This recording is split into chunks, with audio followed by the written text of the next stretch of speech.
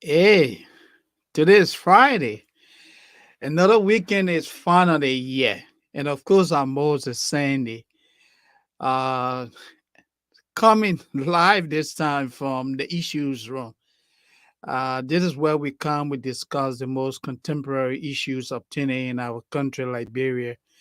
My colleagues, Alphonso, Yunon, Volcano Shelton, Mr. Yunon will join me later, but Volcano Shelton, is currently in Liberia. Mr. Shelton will represent the issues wrong in Liberia for elections coverage. He will also be monitoring as well. So the issue room is actually going to play a critical role in this election. We will bring you the news as it unfolds. And Mr. Yunon, like I said earlier, will join this podcast very soon. But once again, I want to say welcome to the issues room. For today, we're going to really take a closer look at whether the National Elections Commission, the institution created by an out of legislature, we want to know whether the NEC is ready. Today is September 30th, and we have what? 10 days. 10 days from now, Liberians will go to the poll. They will be going to the pool to elect a president, and they will also be going to the pool to elect members of the legislature. Some senators may get re-elected, and some new senators might come in as well. The same thing going to happen in the House of Representatives. We have a good number of the lawmakers in the House of Representatives that are going for re-election. And we also have a good number of them that want to come in as new lawmakers. It is my understanding that we have 800 persons that are vying for various legislative seats. That includes representatives and senatorial seats as well. We have 20 presidential candidates going for, you know, uh, the biggest office in the land, the presidency. Is Mr. We are going to be re-elected or will he be replaced? That's what we'll be discussing tonight. But before we move further, let me just use this opportunity to invite my colleague, my friend, my brother, my media, Alfonso.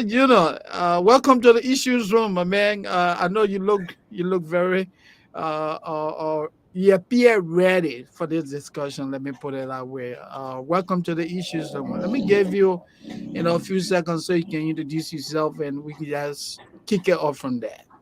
Yep. Thank you. Thank you very, very much, Moses, Brother Sandy. Sure. Yep. I'm happy to be here with you, join you in this conversation to really discuss something that's very, very important and critical to the future of our country, Liberia. What's going on is very concerning. I think you've underlined that fact. It's very, very concerning. And a lot of people keep saying I agree with them that these elections are very critical. They will determine the durability of our peace, and it will also undermine, promote our democracy, our yearning for building a democratic culture in our country. What's happening is scary. We are not seeing the required transparency that's needed. Yeah, you are frozen.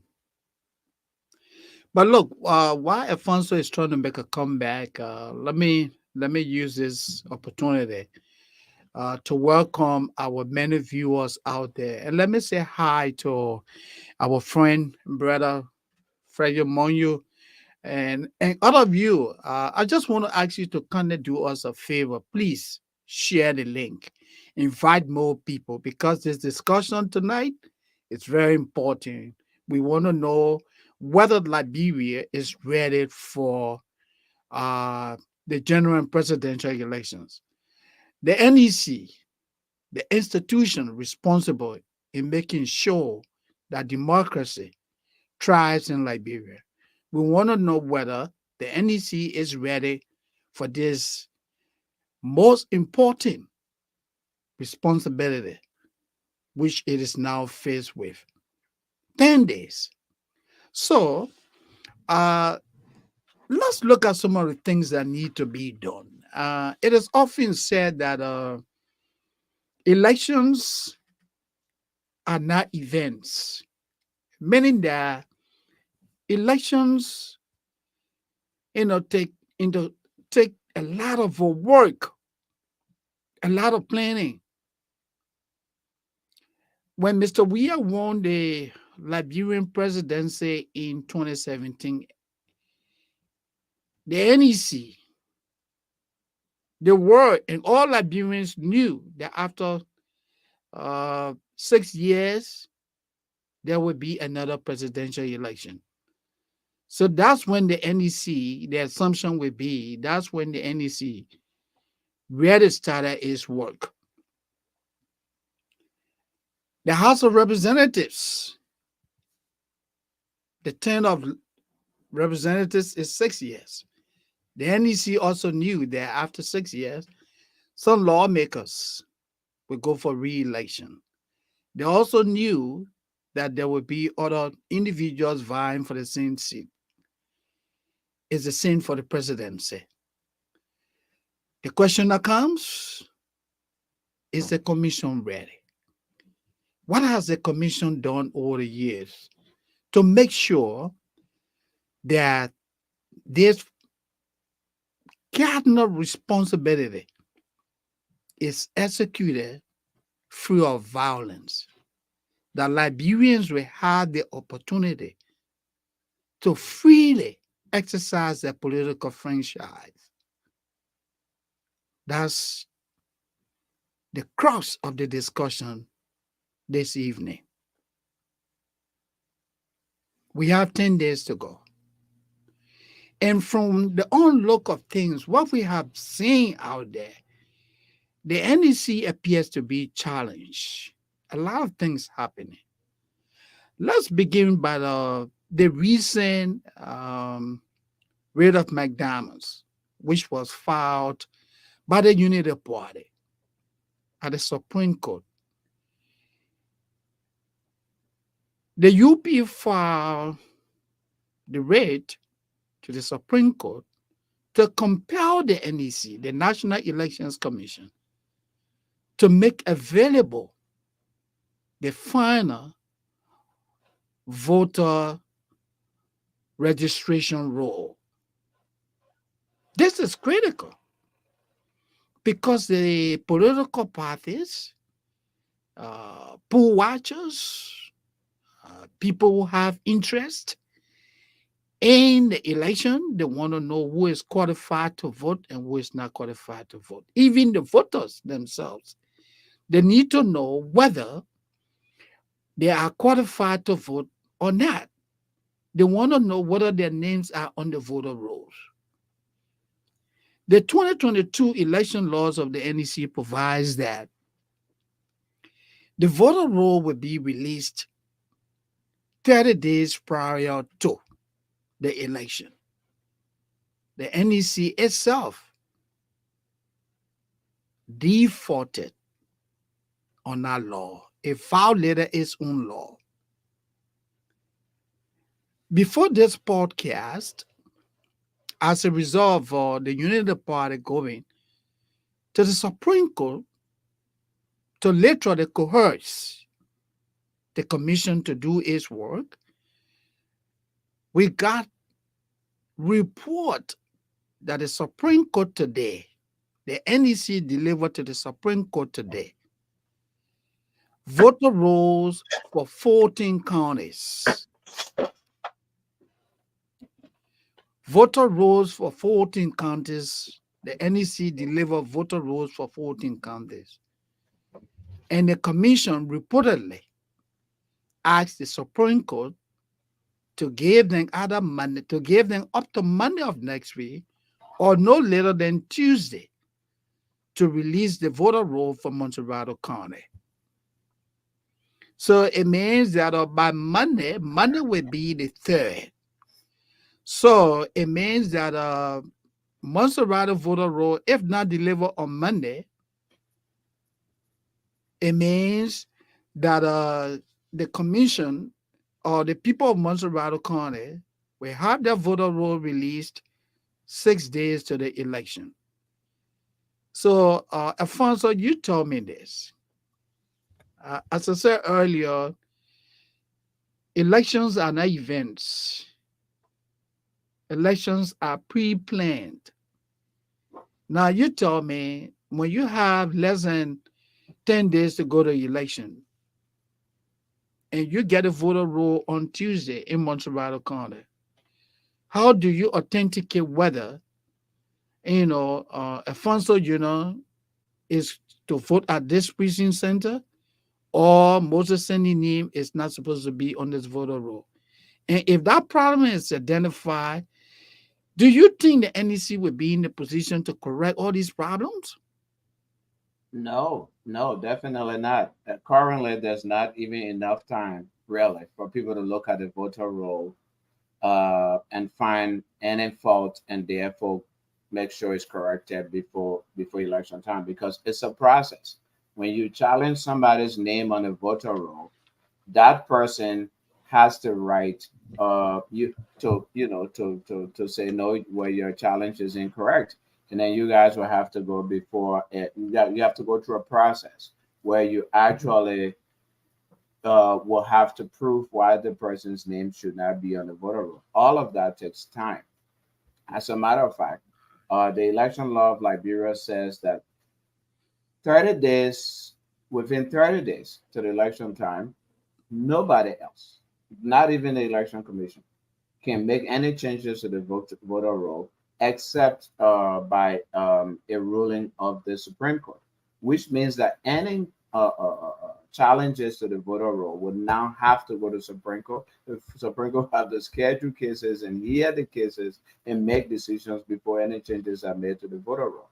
That makes it really cumbersome. It makes it really difficult, for people to even challenge the voter roll, which in fact, challenging the voter roll, being able to see the voter roll is one of the important reasons why the law requires that the election commission should publish the voter roll. I was having a conversation with a friend yesterday, and I said, why didn't they even publish the voter roll in newspapers? Mm-hmm. It happened before.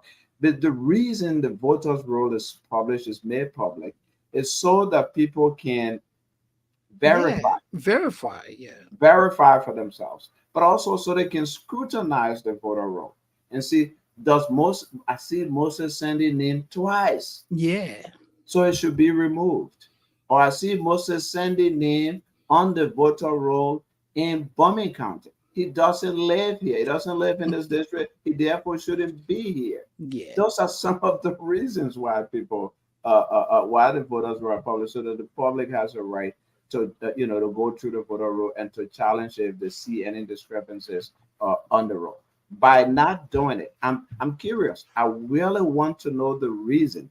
I want to hear from the election commission the reason why they have failed to release the voter roll up to this time. Because voter registration and in May voter registration ended. They published, if my information is correct, they published roll, a provisional registration rule. They also came back to us and said they synchronized all of the registrations. They took out about 500 or so young people and about 700 or so duplicates. So that means they already had arrived at a final or close to a final list in May. What's preventing them now from May to now from releasing a final roll if they've already synchronized it according to them and determined that X number of people are eligible to vote? That means you have a list already. So what's preventing them? I really, really want to know, and I think the Liberian people deserve to know. and The- it's undermining the credibility of the elections commission. It's undermining the credibility of the elections. I'll let you come in, and then I'll go back yeah, to. yeah, yeah. Go ahead. I mean, you struck a very salient point Yeah. because the voter roll is one of the key instruments that really going to guide the entire process. Mhm. And another problem that we have also uncovered is that the NEC also violated the election law. You know, the law provides that every precinct should register 3,000 voters. Mhm. That's why the census, was conducted. The purpose of the census is to allocate electoral districts. Now, because the election result itself, has some flaws, what did the election commission do? Instead of registering 3,000 persons at every precinct, they went ahead and registered up to 5,000 persons, which is indeed another serious violation of Mhm. the election law. What I'm making reference, though, is an issue that the very commission, the NEC, admitted to this. When Unity Party, filed a complaint against the commission, filed a complaint asking the Supreme Court to coerce, literally coerce the commission to make available the voter roll. So when this issue came out, lawyers representing Unity Party say, hey, this commission is in violation of its own electoral law. Now, the counter argument they made was that, oh, well, because the legislature did not, allocate electoral districts, the elections commission, decided to do its own thing, which is a complete violation. Now, with less than, in let's say with 10 days of election for Alfonso, how do we handle this? So first of all, I think I don't understand the election commission's argument to that I to tell you, that, they broke the law. but because the fact that the legislature did not establish new Electoral political districts, yeah. districts or whatever doesn't mean that you should put 5,000 people in each precinct. Mhm. First of all, you begin where we begin from is not from the national census. What the election commission should begin from is the registration, the number of registered voters, the total number of registered voters in the areas where the voters are registered. Once you establish that, which is a little over 2 million, then you set up precincts based upon that. That doesn't require anything from the legislature at all. You set a precinct following the law. The law says no more than 3,000 Thousand, people yeah. in each precinct. Precinct, yeah. So you divide that 2 million into Whatever, precincts yeah. Mhm. and you arrive at however many precincts you have. It has nothing to do with, oh, the legislature didn't establish. So that's a flawed argument by the elections commission. It holds no water. It has no weight. It has no bearing on the argument that the Unity Party raised in their case, which is that there should be no more than 3,000 people at each precinct. A precinct is not necessarily a place where representatives are, come from are derived. Yeah, A yeah. precinct is simply a voting precinct. Place It's a of place voting, where people yeah. go to vote. Hmm. So it has nothing to do with whether the legislature demarcated or did not demarcate districts. It has nothing to do with that at all. So the election commission simply violated that law, callously violated it. And again, that undermines their credibility. And that's why Liberians are on edge. That's why Liberians are saying that these elections are unlikely to be free, fair, and credible. That's why people are concerned because the election commission has been making a lot of missteps. A lot From of the missteps, a a lot of lot of missteps. missteps, Yeah. Alfonso. A lot of From the missteps. total voter registration process to the synchronization of the votes, now to putting together a final FRR, final registration roll. And here we are also. No voter education, no serious substantive voter education. Last week, I heard a chair of the election commission saying, "Oh, a sample ballot has arrived in the country and now they're going to start voter registration. Are you kidding me? 2 weeks to election time? No, what you reported was that the arrival of ballot Yeah, papers in the country. yeah, You know, now since you made mention of that, the other question that comes in the wake of the terrible road network in rural absolutely. Liberia. Yep. You have 10 days to election. Ballot papers arrive in the country less than 2 weeks ago. How are you going to reach people in Van? How are you going to reach people in Zredro? How are you going to reach people in Maryland County? For example, I had the opportunity of watching the video with the vice tender bearer of the Unity Party, Mr. Kuhn, and his delegation. They are currently in rural Liberia, especially in the Maryland area. He said in order to make that trip, he had to pass through Ivory Coast. And what the Ivorian government is doing, that if you want to use their territory with your vehicle to enter Maryland or Grand Cru or whatever, in the southeast, they charge $100 per vehicle. And then with that, you also have to obtain what they call what? Laissez passer. Can you imagine you traveling to Maryland County? You have to pass through Ivory Coast before you go to Maryland. Now, with this problem, how possible is it, Alfonso, that the Elections Commission will be able to reach people in these rural areas? I think the commission is ready pressed to time. I don't think, and that worries me. And the question that comes to my mind every day for the past few weeks is, are we ready? Is the I'm country telling you. ready to go to the elections, to hold credible elections? You mentioned the southeast. I mean, it's a shame.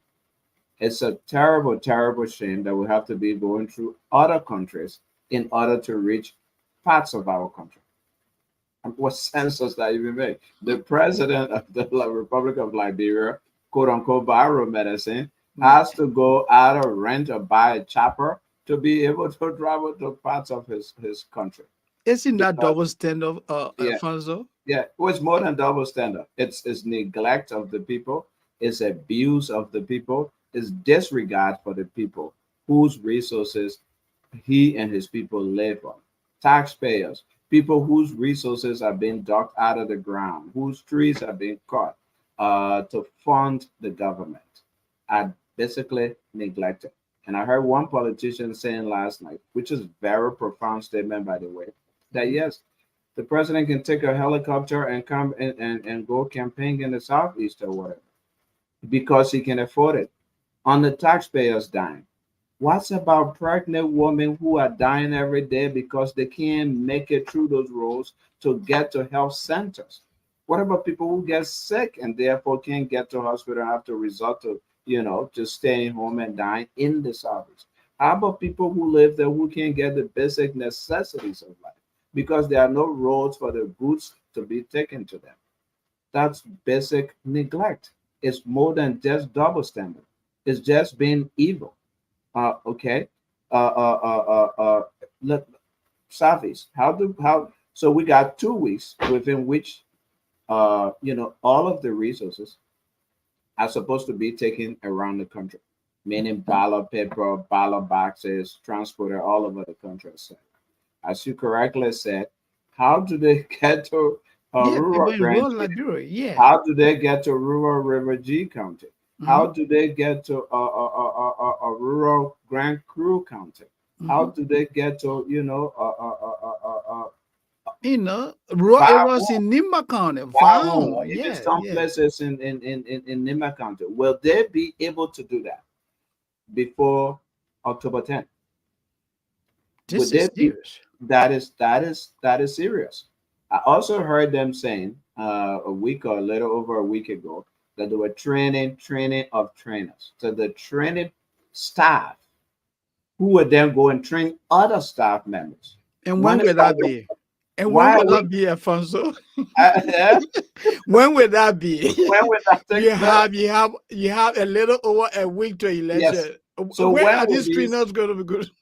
when will these trainers now be sent around the country to go and train other people to staff the election offices? Are you kidding me? I mean, I think we're barreling towards a crisis, I mean, a I'm afraid. constitutional crisis, and I'm afraid it could burst out into a violent crisis if we are not careful. So I'm I think afraid. policymakers, political leaders, civil society organizations need to start thinking now how to address this problem.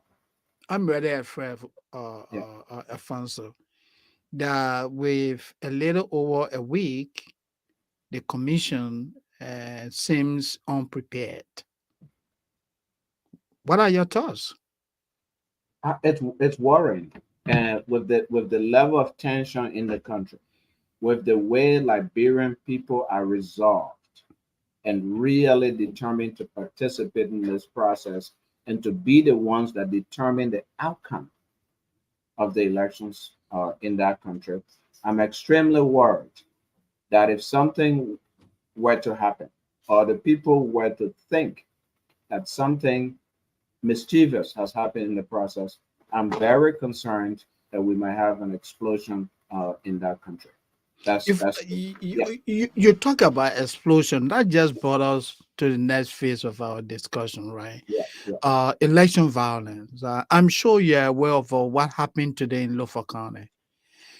Supporters of the Unity Party and the CDC clashed. It is reported that 4 persons died as a result of that incident. What I saw and what I heard in the media is that today, some citizens based in the United States, local citizens based in the United States that came from the FOIA area, decided to go back home to mobilize support for the former vice president, who having to be the standard bearer of the Unity Party, uh, Joseph Boakai. So his people were there. UP partisans show up in the numbers to welcome those people. While en route to meet their people, a scuffle developed between some supporters of the CDC at the home of reportedly at the home of Mr. Thomas. Wow, Fala, how do you call Thomas, Thomas Thomas Fowler? Fala. Yeah, Fowler is contesting a representative seat in Lofa County. While those people were going, they said confusion broke out, and I heard a news. I listened to a news conference from the Unity Party that a police officer who came from the residence of Representative Representative Fowler's Fala. residence, Yeah. you know, reportedly opened fire on the supporters of the Unity Party. And then one person died instantly, 3 other persons also died. People got wounded unnecessarily. Were all these things happening? Isn't that enough to really intimidate people, to scare people away from even showing up? And Alfonso? and and Moses, and that's Mhm. why we've been talking about all of this time. Election security. Election security is critical. Yes, you're right. The level of violence that's already happened in Liberia. There'll be a lot of people who would just say, "Oh, no, I'm not getting out there on election day. I don't know what's going to happen. Maybe they will come and start shooting again. I'm not going to risk my life. I'm not going to risk my family." Those people might not turn out to vote. They would essentially have been disenfranchised, and that is wrong. Um, Let me just talk about other incidents Sure. of violence that took place in Liberia. Yes. It's unfortunate that 4 people died in Foya today. 3 weeks or 4 weeks or so ago, a young man was killed in Nima County, again around election violence. Before that, there was a clash between Unity Party and CDC people. The Unity Party was going, Unity Party Senator was going to the party headquarters to announce his Yeah. campaign team. Hmm. They were intercepted by CDC people. There was violence. People got injured, and now the situation in Foya, Lofa County. I'm stating these to make two important points. Yes, important. Yeah. Point, Yeah. point number one, security of the electoral process. Is our police force ready? Is it equipped? Is it ready? Is it nonpartisan to provide the required security around the election process? Point number two I want to make here is the issue of accountability, holding people responsible. Since that incident happened between the CDC and the Unity Party people, I've heard of nobody No arrest. being arrested or being brought to account. Since the death of the young man in Nimba County, I've heard of no arrest No and arrest. nobody being held accountable. Now we have this major violence in Foya local county, where, Hmm. according to you, Yeah. about allegedly about Yeah. four Four people persons die. Yeah. died. This Properties destroyed as well. property destroyed, Hmm. people injured. Again, nobody might be held accountable. What does that tell us? Exactly the point you made. People will say, A, I'm not going over there. I don't want to risk my life and get hurt. B, nothing will come out of it anyway. And what does that do? What impunity does is that encourages more and more acts of lawlessness, more and more acts of violence in this case. And that will undermine again the credibility of the election process. And That's when right. that happens, that's when people often rise up. Again, we have a history in Liberia. Few days after the October 10 85 elections, we had the 1985 invasion. The people who launched the war in 1989 said it's because they felt cheated in the election process. Of course, in addition to other reasons that were given. We are also seeing around us in West Africa today. In Guinea, for example, when the election process was cheated, soldiers stepped in and staged a coup. Yeah. Burkina Faso, Mali, Niger, Gabon. That is an instability that we do not want. Unfortunately, that is an instability that this electoral process seems to be dragging us towards, and it's very, very concerning. And there is something that really need to be controlled because it has a propensity of really driving people away from the process. And let me just announce to our many viewers out there that this podcast is going to be for 1 hour. Right now, let me give, if you want to be a part of the discussion, here is the call in number. It is 302-494-4688. Let me repeat, 302-494-4688. Call in and be a part of this discussion. We'll take your call, give you the opportunity to talk to your people, talk to Liberians wherever they are, because this election is do or die. It's the future of Liberia we're talking about here. And we all have to be a part of this discussion. Don't be shy. Give us a ring and share with your people your thoughts and ideas for a peaceful and stable Liberia. Now, let's come back to this same issue of violence.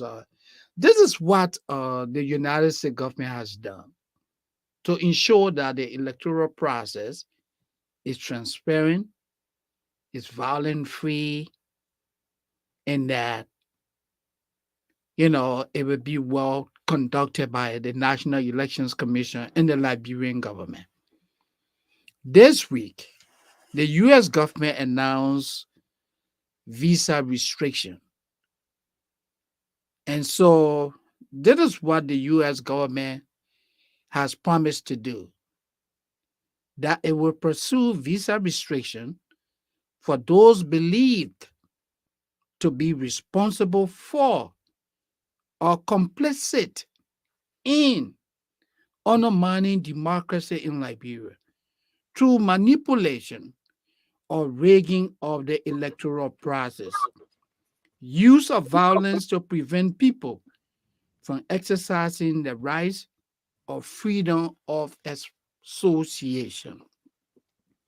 So, if the Elections Commission reneged on providing the needed information, if the Elections Commission, the commissioners headed by Deanna Brown, if any of them do something that has the propensity of denying people the right to vote freely, they run the risk of being what? Affected by this visa restriction. If anyone in government engages in any act that tend to create violence, that tend to create more problem for the people of Liberia, or engages in acts that tend to undermine the electoral process or the democratic process in Liberia. That could be George Weah. It could be anyone. You could be even from any of the opposition political parties. If anyone does something like that, that person runs the risk of being denied U.S. visa. Let me stop there and give you the opportunity to comment. So that is an important point by the U.S. government, and they must be lauded for because again, it's a form of deterrence. It's a form of sending message to the people who are running the election process, the people who are participating in the in the process, but also people who are just might want to start something. That be careful, if you're not, will hold you accountable. If you do anything that undermines the process, if you do anything that undermines the ability of the people to express their will freely, which is what free, fair elections are. Basically, that's the foundation. People must be free to freely express their will, to freely associate in gatherings, in rallies. If you're going and shooting into crowds and killing people, people are not free to express themselves. Of You are course. intimidating people.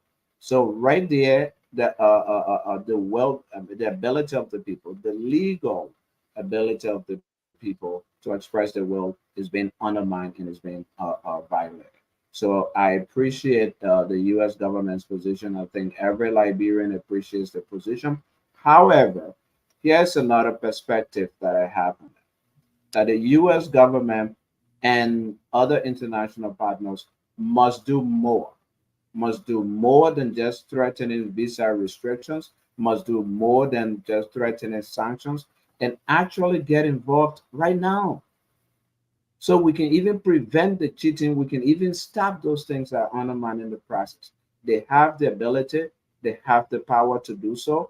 They have the interest to safeguard our peace. They've put a lot of money into, getting us to where we are today. They are putting a lot of money into the electoral process. And they should begin speaking out about things that are going on right now. And they should begin joining us if they already aren't doing that, for us to correct the irregularities that are already taking place in the process.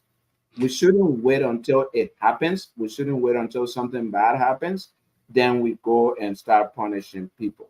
Once we see the thing happening already, we should try to correct it before it gets to that point.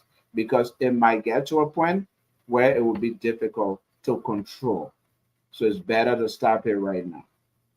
Again, I was having a conversation about this with somebody, and he was saying, well, great statement, but they will say, oh, anyway, we'll work with the people to ensure the peace or whatever, etc., if the elections are still. So it's best to do all that we can do right now to correct the irregularities, to correct the problems, and to prevent them from happening and taking us to a disastrous place in the first place. How Ye- many? I mean, yeah, these people don't care about visa restrictions. Here is a senator. Here is somebody who was in the president's office, president chief of staff, who were placed on sanctions. He's running to be senator of Margibi County. He's dishing out stolen money to the people, and the people are running after him, and celebrating him. I understand one of the other guys is also running in Riverside Yeah, County. Bill Again, Traore. don't worry. Again, dishing out the money. So these sanctions, as great as they are, don't have real effect and impact on the lives of the people. So it's important to stop these guys from, undermining the process. So it's important to identify and to shame them right now, rather than wait towards the end or to the end of the process before an action is taken. Well, I would just like to say that to some extent, Alfonso, this situation is like your neighbor, who is so generous to you, and you sitting back home as a dad, and you're expecting your neighbor to literally run your home. And you don't have food. The man comes and say, "Hey, send your wife to the house. I'll send you guys, some cash and few cups of rice." And the next time the kids come, they don't have sneakers. Oh, send them to the house. I will send few. And then you say, "Oh, you want more, you want more, you want more." Then the question that will come, I mean, the question that comes now is, where is yourself, or reliance, or where's your self independence? Because if you claim to be an independent person, it means that you should be able to shoulder your own responsibility. That doesn't mean that friends cannot help you, but you don't expect friends to do almost everything for you. Like in this situation, I listened to the chair of the NEC. The United States, the European Union, and the ECOWAS and the AU, all of these institutions have invested a lot into this election. And Alfonso, I was so embarrassed when I heard the other Brown Lasana, who having to be the chair of the NEC, say that the commission was looking forward to the AU and ECOWAS to bring them printers and additional technical support. If you got a budgetary allocation of over $49 million, and you said you had $3 million to receive from the finance ministry because the finance ministry has not made this money available, are you looking forward to the international community to bring you printers, Alfonso? Something basic like a printer. I don't know what Printers? kind of printer they're I mean, looking I, for. I just couldn't believe that. And this woman was saying the thing so confidently. She seemed so relaxed, unmoved by the chaos in the country. Oh, and the promise to do this. So it's the point I'm driving here is that we have to step up to the place. Now, the United States has come to say, hey, we want to have access to all the voting centers. We want to have access to where the ballots will be tallied at. It means that they have interest in the process. They have what? Vested in the process, right?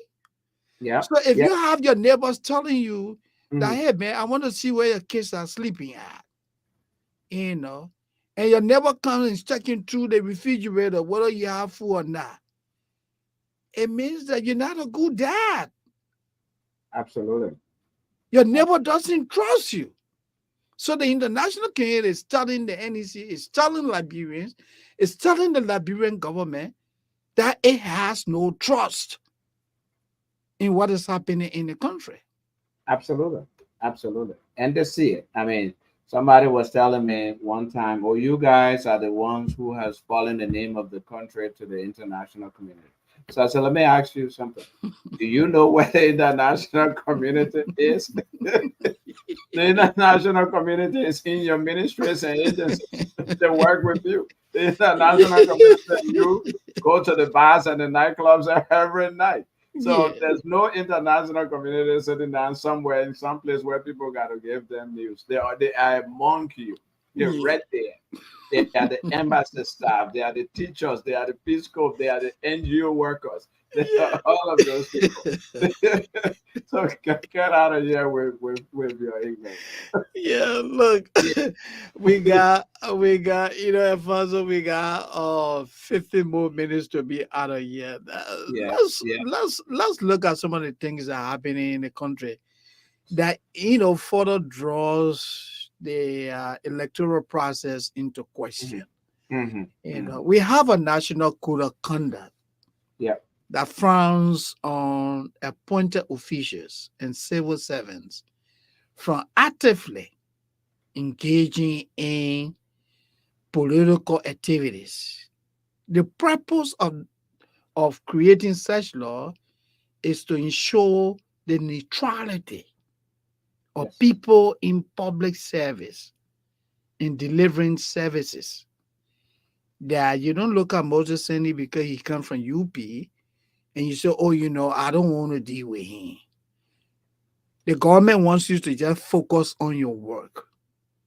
Do not use the government vehicle to go and campaign for somebody. Do not use the money in the government allocated to buy drugs for JFK and to finance a political campaign. That's why the code of conduct was established to avoid the problem of conflict of interest. Now you tell me, Alfonso, with such law on the book, even the electoral laws also frown on these people. And you have the commissioner of the maritime program, Eugene Nambe, heading the CDC campaign committee. What do you think? What I think, Mhm. it's a major violation of the code of conduct. But I did not expect this government.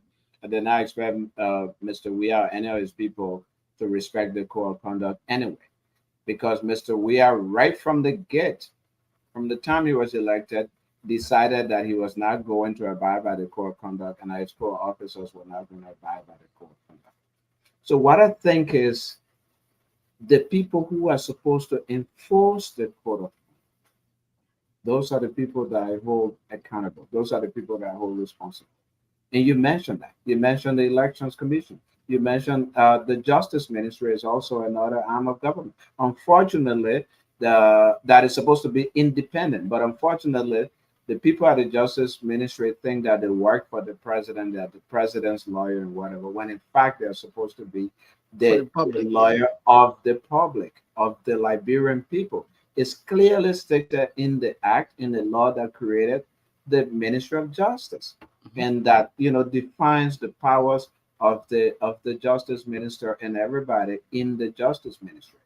Unfortunately, is not being imposed. Mr. Weir from the beginning said he was not going to declare his assets. That's one of the things that the core conduct required. Basic thing, declare your assets. He said no, he was not going to declare.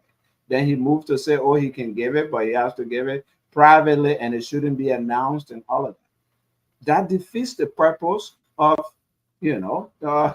declaring your asset, because the Mhm. public wants to know what you own now and what you're going to obtain in over a period of time.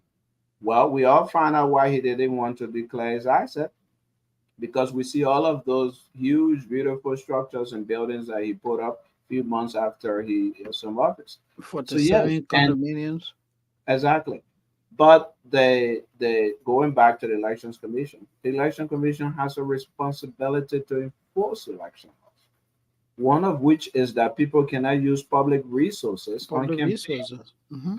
because that's basically campaign financing, Can, campaign campaign funding. financing, yeah. So you are financing the campaign of a particular candidate or political party when you take government vehicles and drive in them, use the fuel to go campaign for that party or for that candidate. So the Mhm. election commission has the responsibility to enforce that law. Unfortunately, that's another place where it's failing, and that's why it's undermining its own credibility. People see that, oh, they're siding with the government, they're siding with these candidates because they're not enforcing the law against them. And that's why Absolutely. and that's why people think that the process will not be fair. that it will And be fraudulent. Yep. yeah, because what we're talking about, yeah, we see this problem even with the current Minister of Finance. Yep. He's actively campaigning. The Deputy Minister of Finance, Wolokoli, is Yep. actively campaigning. Uh, uh, in fact, the entire government, Yep. the chair of the Good Governance Commission, is actively. Can you imagine that, Can you imagine? Alfonso? Yeah. The member who chairs the Commission on Good Governance Yeah. is breaking the law openly. Hmm. Hmm. Hmm. He's actively campaigning in Nimbakane. Yeah.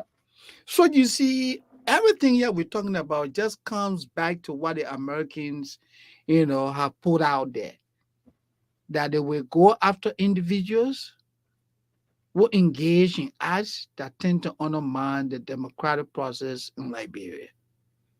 These people need to be told that they are being monitored, they are being watched, not only in Liberia, but globally, Yep. because what they are doing, has a propensity of reversing the peace process in Liberia. The people of Liberia deserve a stable society, a peace of mind. And you have a group of individuals who are more concerned about their personal egos than that of the good of the country. Yeah. Yeah. And it's frightening. It's very serious, and it's frightening. And I hope that it once again that we, and you made an important point, that we as citizens of Liberia really have to pick up the pieces here and take the lead in defending these election processes. That's why I think the civil society organizations need to get involved. Citizens need to get involved. We need to begin exposing these people whose actions and activities are undermining the election process and are undermining the peace of our country, so they can be held accountable. And I think journalists, um, civil society organizations, and individual citizens have a very, very significant role to play in this direction. We have to expose these people. We have to put their name out there for the actions that they are taking that are undermining the election process and have the potential to put our country into a crisis. That's one point. The other point is, I think civil society organizations, political parties, stakeholders in this process have to begin thinking very strong and hard about whether or not it will be possible to hold free, fair elections on October 10th, or whether we need a few more days to put things in place. Um, Extinction time saves nine. We shouldn't barrel towards disaster, getting the disaster, damage everything before we come back and say we're trying to fix it. Maybe we need a few more days to fix it now, to make sure, for example, that ballots and ballot boxes and staff are trained and they get to all of the precincts and polling places. We have to take up the process right now, Moses, and ask the election commission.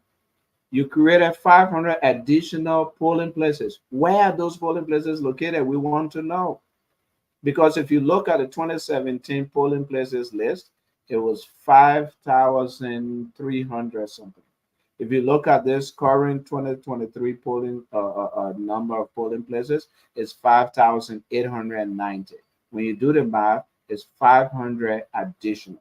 Where are these 500 additional polling places located? When are you going to tell people where they're supposed to go to vote, where the polling places will be located? Then we also talk about precincts, and 5,000 instead of 3,000 people being placed in precincts. Where did that happen? Population grew because the registration from 2017 changed from the other registration from 2023. Where parts of the country did the population grow? What districts? And where are you placing, precincts and voting centers? These are critical questions that haven't yet been resolved, that haven't yet been answered. So Mhm. I think we need to start thinking hard about whether or not we're ready to hold free, fair elections. If we don't, I'm afraid we might have a fraudulent process. We might have a process in which a lot of Liberians will not participate, and the will of the people could get thwarted and undermined, and that's a recipe for conflict. I agree. We have okay.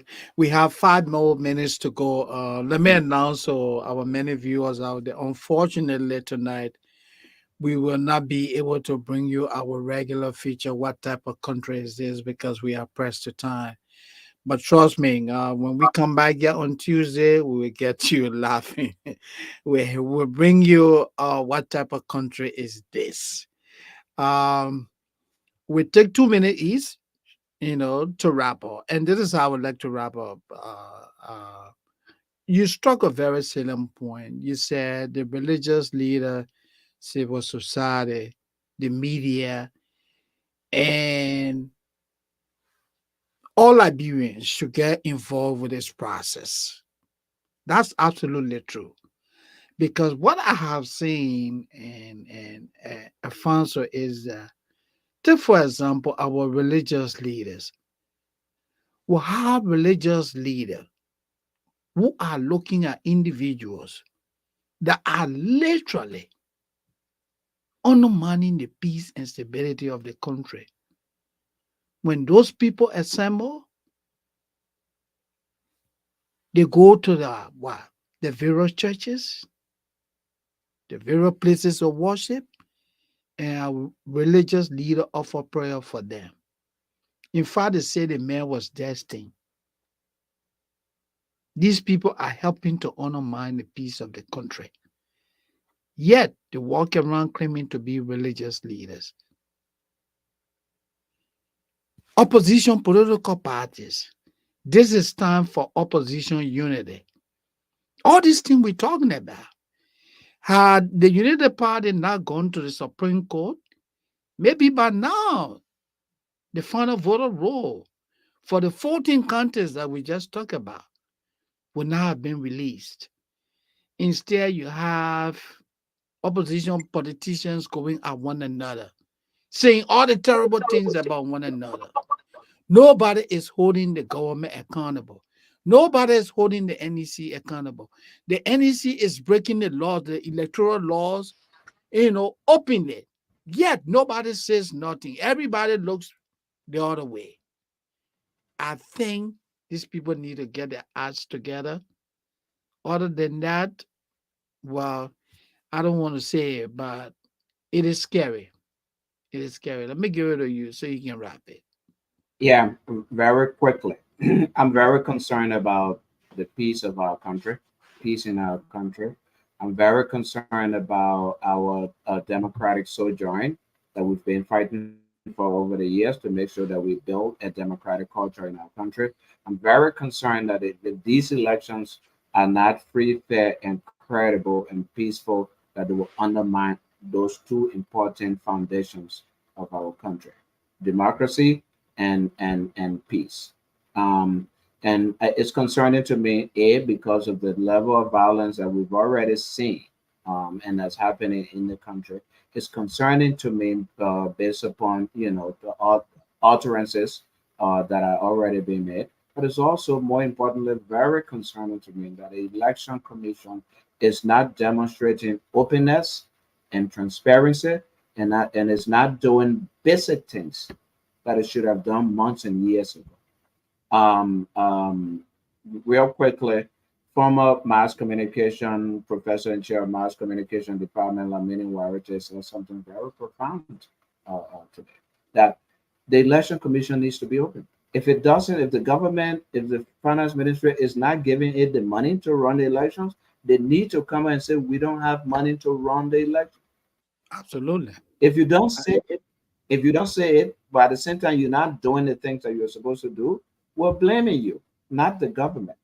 They need to be open and transparent and tell people these are the polling places, these are the persons that we established here is where they are. They need to be open and transparent by releasing the final voter roll so people will see that nothing was added or nothing was subtracted. So we don't see ballot boxes coming from in the sky on election day. So we don't see numbers coming from presence on election day. So we don't see numbers, ballot boxes just appearing from people's kitchens. They brought in ballot boxes, they brought in ballot papers under the cover of darkness. Up to this point, we don't even know in the past political parties, civil society groups were accompanying people to go receive the ballot paper and ballot boxes. Why That's didn't that true. happen? And there are many, Mhm. many other things we can talk about, but we're out of time. It was great being with you and having Thank this you. conversation on this real critical issue in our country. Thank you, Alfonso. It was a pleasure having you. And I want to say thanks to all of you who joined us this evening. It was a pleasure being here. We look forward to coming back on Tuesday.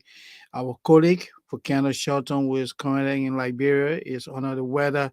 I'm sure by next week, Mr. Shelton will be here in the issues room. So until then, I want to say thank you for coming. Enjoy your weekend. Bye for now.